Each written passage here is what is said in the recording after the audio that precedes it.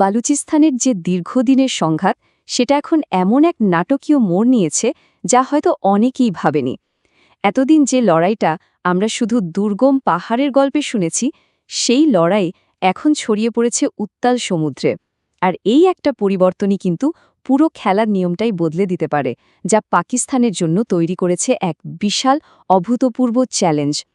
শুনতে কোনো সিনেমার ডায়লগের মতো লাগছে, তাই না? কিন্তু না, এটা কোনো হলিউড থ্রিলারের দৃশ্য নয়। এটা হলো আরব সাগরের বুকে ঘটে যাওয়া এক নির্মম বাস্তবতা। বালুচিস্তানের লড়াই, যা আমরা এতদিন ধরে মূলত পাহাড়ের সংঘাত হিসেবেই জেনে এসেছি, তা এখন সরাসরি নেমে এসেছে সমুদ্রে। আর এটাই কিন্তু পুরো বিষয়টাকে একটা নতুন, আরও অনেক বেশি বিপজ্জনক দিকে ঠেলে দিয়েছে। তো ঘটনাটা আসলে কি ঘটেছিল? চলুন একটু ডিটেলসে যাই। তারিখটা ছিল 12ই এপ্রিল। বালুচ লিবারেশন আর্মি মানে বিএলের যোদ্ধারা সাধারণ জেলেদের ছদ্মবেশে একেবারে মাছ ধরার নৌকার আড়ালে পাকিস্তানের একটা উপকূলরক্ষী জাহাজের ওপর অতর্কিতে হামলা চালায়। আর জায়গাটাও ছিল খুব গুরুত্বপূর্ণ, কৌশলগতভাবে অত্যন্ত সেন্সিটিভ, গদর বন্দরের কাছে, ইরান সীমান্তের খুব কাছাকাছি। এই হামলায় পাকিস্তানের 3 জন উপকূলরক্ষী নিহত হন, আর এই ঘটনাই বালুচ বিদ্রোহের ইতিহাসে এক নতুন অধ্যায়ের সূচনা করল। এখন আপনারা ভাবতেই পারেন যে এটা হয়তো একটা বিচ্ছিন্ন ঘটনা, কিন্তু না, আসলে এই হামলাটা ছিল বালুচ লিবারেশন আর্মির রণকৌশলে এক বিশাল পরিবর্তনের ইঙ্গিত। চলুন দেখি কিভাবে তারা পাহাড়ের গেরিলা যুদ্ধ থেকে আজ লড়াইটাকে সরাসরি সামুদ্রিক ময়দানে নিয়ে এলো। বিএলের রণকৌশলের দিকে তাকালে একটা স্পষ্ট বিবর্তন চোখে পড়ে। দেখুন, 2000-এর দশকে তাদের লড়াইটা ছিল মূলত পাহাড়ে সীমাবদ্ধ, একটা টিপিক্যাল গেরিলা যুদ্ধ। এরপর 2010-এর দশকে সেই সংঘাত শহরে ছড়িয়ে পড়ে, শুরু হয় আত্মঘাতী হামলা। 2000-এর পর থেকে তাদের টার্গেটগুলো আরও বড় হতে থাকে। তারা কৌশলগতভাবে গুরুত্বপূর্ণ জায়গাগুলোতে হামলা চালানো শুরু করে। আর এখন 2024-এ এসে তারা লড়াইটাকে সম্পূর্ণ নতুন একটা ময়দানে নিয়ে গেছে, সমুদ্রে। এই পরিবর্তনটা কিন্তু তাদের সক্ষমতার এক বিরাট উত্তরণেরই প্রমাণ দেয়। আর এই নতুন সামুদ্রিক কৌশলকে বাস্তবায়িত করার জন্য তারা কিন্তু একটা প্রাতিষ্ঠানিক রূপও দিয়েছে। তারা নিজেদের একটা নৌ শাখারও ঘোষণা করেছে, যার নাম দিয়েছে হামাল ম্যারিটাইম ডিফেন্স ফোর্স। তাদের উদ্দেশ্য একদম পরিষ্কার, পাকিস্তানের উপকূলীয় নিয়ন্ত্রণকে চ্যালেঞ্জ জানানো আর দেশের সামুদ্রিক অর্থনৈতিক সম্পদে আঘাত হানা।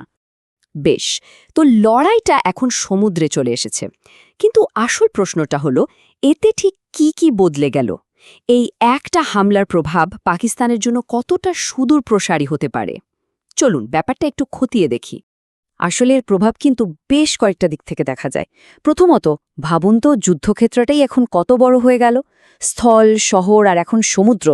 পাকিস্তানের সামরিক বাহিনীকে তাদের সীমিত সম্পদ এই বিশাল এলাকায় ভাগ করে দিতে হচ্ছে। দ্বিতীয়ত, পাকিস্তানের নৌবাহিনী একটা বিরাট কৌশলগত উভয় সংকটে পড়েছে। আর তৃতীয়ত, এর মনস্তাত্ত্বিক প্রভাবটাও কিন্তু বিশাল। এই ধরনের সফল হামলা বিদ্রোহীদের মনোবল বাড়িয়ে দেয় এবং রাষ্ট্রের নিরাপত্তা ব্যবস্থাকে একটা বড়সড় প্রশ্নের মুখে ফেলে দেয়। আর এটাই এখন পাকিস্তানের নৌবাহিনীর জন্য সবচেয়ে বড় মাথা ব্যথার কারণ। একবার চিন্তা করে দেখুন, বালুচিস্তানের উপকূলে হাজার হাজার মাছ ধরার নৌকা ঘুরে বেড়াচ্ছে। এর মধ্যে কোনটা সাধারণ জেলের নৌকা আর কোনটা বিদ্রোহীদের, সেটা চিহ্নিত করা প্রায় অসম্ভব। যদি তারা কোনো নৌকার উপর শক্তি প্রয়োগ করে আর পরে জানা যায় যে সেটা সাধারণ জেলেদের ছিল, তাহলে স্থানীয় মানুষের মধ্যে তীব্র ক্ষোভ তৈরি হবে। আবার যদি তারা প্রতিটি নৌকা তল্লাশি করতে যায়, তাহলে নিজেরাই অতর্কিত হামলার শিকার হতে পারে। একজন বিশ্লেষক তো এই পরিস্থিতিকে নিখুঁত কিস্তিমাত বা ফ্ললেস চেকমেট বলে উল্লেখ করেছেন। এই পুরো ঘটনার ভূ রাজনৈতিক গুরুত্ব বুঝতে হলে আমাদের একটা জায়গার দিকে বিশেষ নজর দিতে হবে, আর সেটা হলো গদর বন্দর। কেন এই হামলাটা ঠিক এখানে হলো? এর গুরুত্ব কিন্তু অপরিসীম। দেখুন, গদর বন্দর শুধু পাকিস্তানের জন্য নয়, এটা চীনের কাছে একটা সোনার ডিম পাড়া হাঁসের মতো। এটা হলো তাদের মেগা প্রজেক্ট, মানে চীন পাকিস্তান অর্থনৈতিক করিডোর বা সিপ্যাকের একেবারে কেন্দ্রবিন্দু। এই প্রকল্পের মাধ্যমে চীন আসলে মধ্যপ্রাচ্যের জ্বালানির জন্য মালাক্কা প্রণালীর মতো ব্যস্ত আর ঝুঁকিপূর্ণ জলপথ এড়িয়ে আরব সাগরে সরাসরি প্রবেশের একটা বিকল্প পথ তৈরি করতে চাইছে। তো এই হামলার ফলে পাকিস্তান আর চীন দুজনেরই কিন্তু কপালে ভাঁজ পড়েছে।